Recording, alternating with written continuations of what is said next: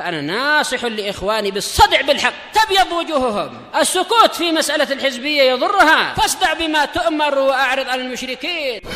سلامي على دماج ورجالها والشيخ يحيى ودار العلم يا سعد بانيها.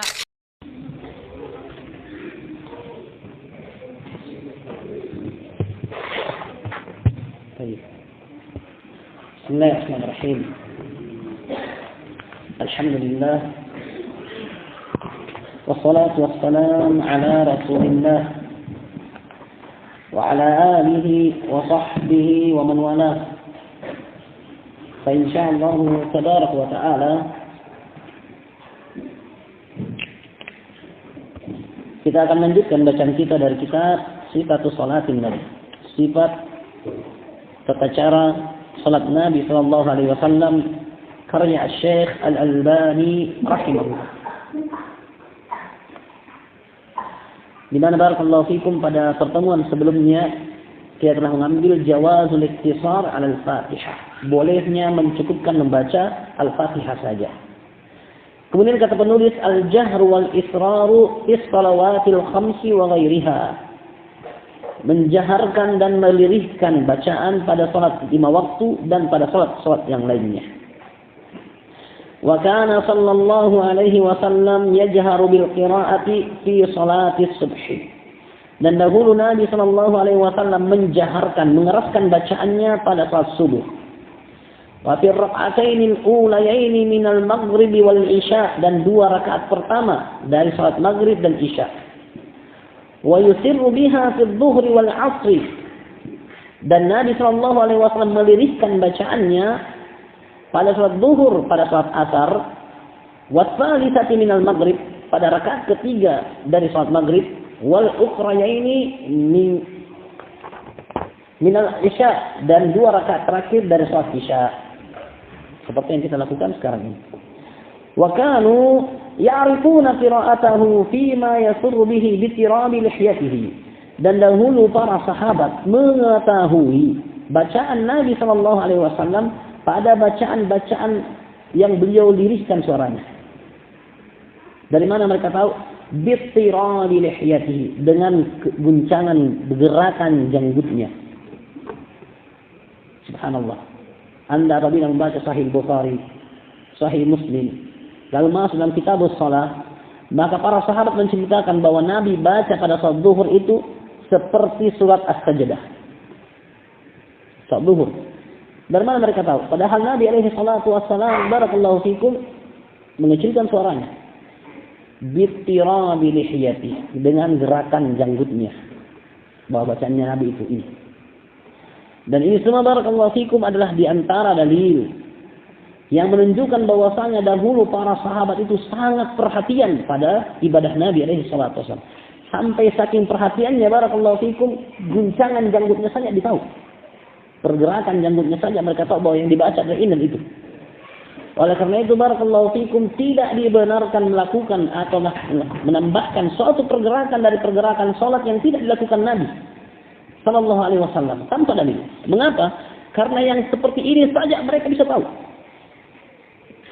Seperti ini saja mereka bisa tahu. Maka tentunya tidak akan mungkin mereka luputkan pergerakan salat Nabi alaihi salatu wasallam. Bacaannya saja yang beliau kecilkan suara ditahu oleh para sahabat. Maka tentu barakallahu fikum, ini antara dalil yang menunjukkan bahwa semua pergerakan salat, pelaksanaan ibadah salat tidak boleh kita raba-raba. Harus ada dalilnya dari Nabi sallallahu alaihi wasallam bahwasanya beliau melakukan ini lalu kita lakukan. Kalau tidak ada dalil maka jangan lakukan. Jelas pendalilannya?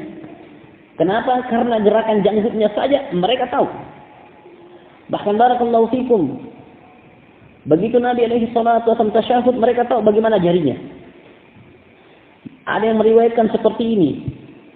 Ada juga yang meriwayatkan seperti ini, dan ada juga yang meriwayatkan seperti ini. Menunjukkan bahwasanya mereka perhatian tata caranya. Dan telah lalu barakallahu fikum, kadang-kalanya Nabi takbirnya sejajar dengan telinga, kadang-kalanya sejajar dengan bahu. Mereka rinci.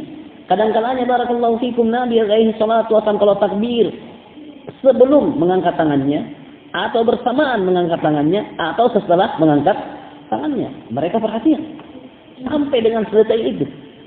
Sehingga barakallahu fikum, ini diantara bukti bahwasanya seseorang tidak boleh melaksanakan suatu amalan ibadah seperti sholat atau yang semisalnya kecuali harus ada dalilnya. Dan siapa barakallahu fikum yang tidak melakukan seperti dalil, berdasarkan dalil, maka tentunya amalan itu akan tertolak. Nabi mengatakan, "Shallu kama ra'aitumuni usalli." Lakukanlah peragaan sholat seperti kalian lihat aku peragakan sholat itu. Nabi alaihi salatu wasallam juga mengatakan, "Man 'amila 'amalan laisa 'alaihi amruna fahuwa raddun." Siapa saja yang melaksanakan suatu amalan yang tidak sesuai dengan urusan agama kami, maka tertolak. Nah, wa bi isma'ihi iyyahumul ayah ahyanan. Dan mereka juga tahu dengan kadang-kalanya Nabi sallallahu alaihi wasallam memperdengarkan mereka ayat-ayat tertentu. Seperti pada salat zuhur, sengaja Nabi alaihi salatu wasallam keraskan sebagian ayat yang dibaca supaya para sahabat tahu, oh Nabi sedang cara baca surat ini. Dan ini diantara hal yang disunnahkan.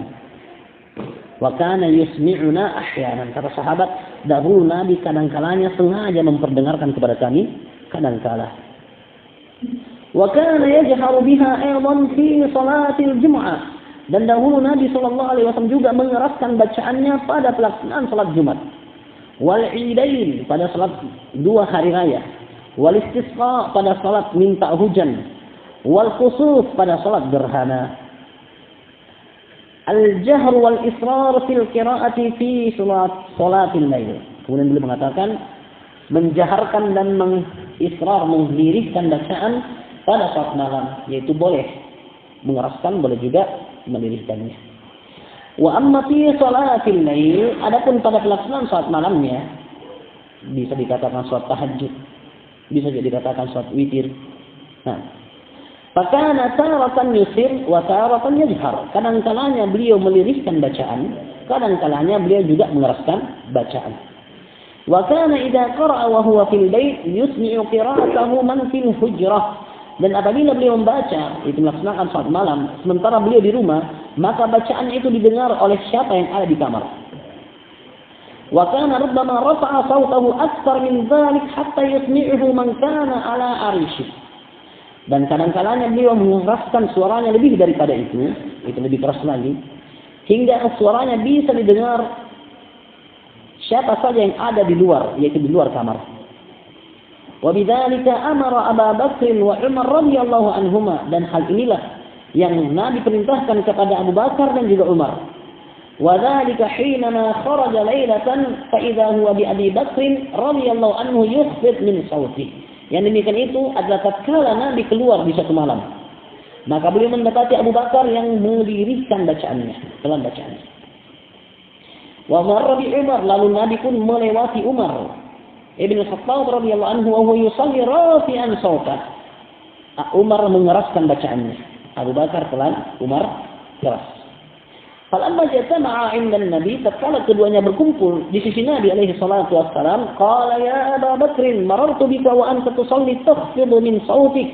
Nabi berkata, wahai Abu Bakar, aku melewatimu, engkau salat melirikkan bacaanmu. Qala qad asma'tu man najaitu ya Rasulullah. Maka Abu Bakar mengatakan, saya sudah memperdengarkan siapa yang saya bermunajat dengannya, yaitu sekecil apapun bacaanku, tetap Allah dengar. Waalaikumsalam. Wa qala li Umar, lalu Nabi berkata kepada Umar, marartu bika wa anta tusalli rafi'an sautak. Aku melewatimu wahai Umar, dan kamu salat mengeraskan suara. Faqala, maka Umar menjawab, ya Rasulullah, uqidul wasnan wa atrudus syaitan. Saya ingin, sengaja saya keraskan untuk membangunkan orang tidur, dan juga saya keraskan untuk mengusir setan. Biasa kalau pelan-pelan ngantuk, diganggu setan. Maka Umar mengatakan, saya keraskan supaya bangun orang yang tidur, mereka juga ikut sholat, dan juga tujuan saya untuk mengusir setan. Faqala Nabi sallallahu alaihi wasallam, ya Abu Bakr irfa' min sautika syai'a. Wahai Abu Bakar, angkat sedikit suaramu. Wa qala li Umar, dan Nabi berkata kepada Umar, ikhfid min sautika syai'an. Kecilkan sedikit suaramu. Allah Azza wa Jalla mengatakan, wala tajhar bil qawli.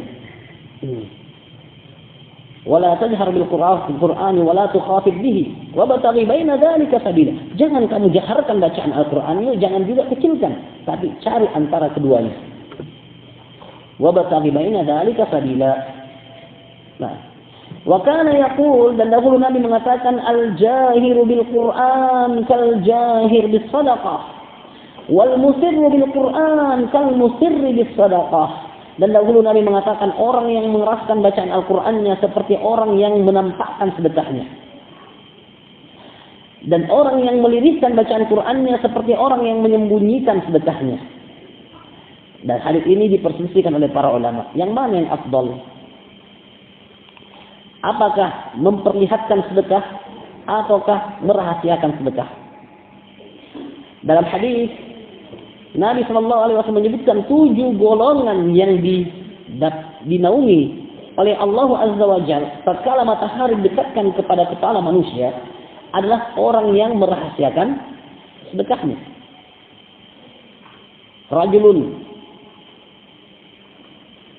tasaddaqa bi sadaqatin, seseorang yang bersedekah hatta akhfaha, dia rahasiakan sedekahnya, hatta la ta'lamu shimaluhu ma unfiqa yaminu, sampai tangan kirinya saja tidak tahu apa yang diinfakkan oleh tangan kanannya. Artinya dia sangat rahasiakan.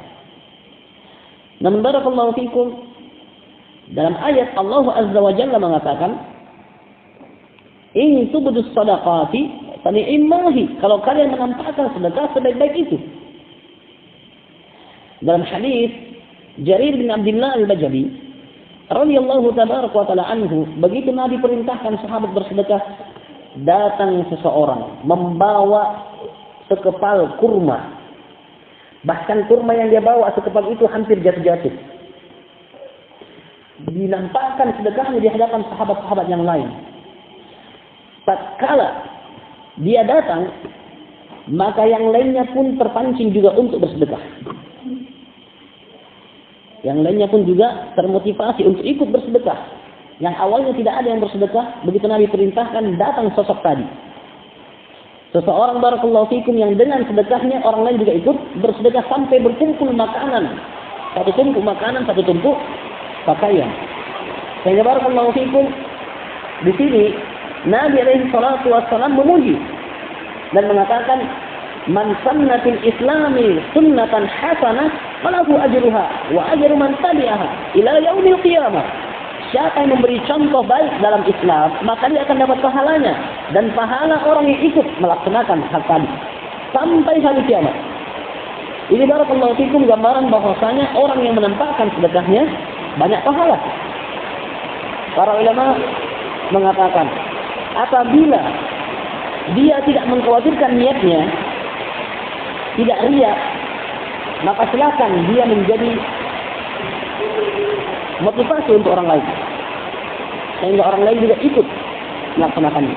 Dan kadang-kadangnya barakallahu fikum hal ini berfungsi.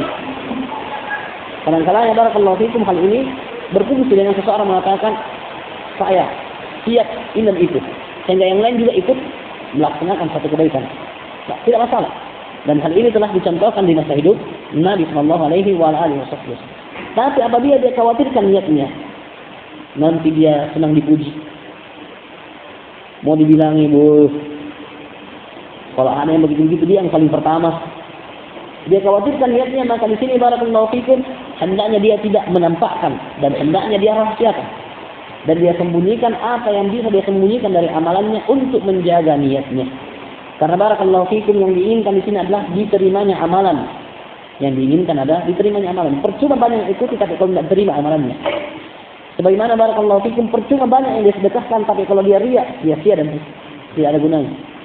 Sehingga barakallahu fikum dikembalikan kepada individunya masing-masing. Yang mana yang lebih menjaga niatnya dan lebih diterima amalannya, maka lakukan seperti itu. Allahu musta'an. Baik, ini barakallahu fikum.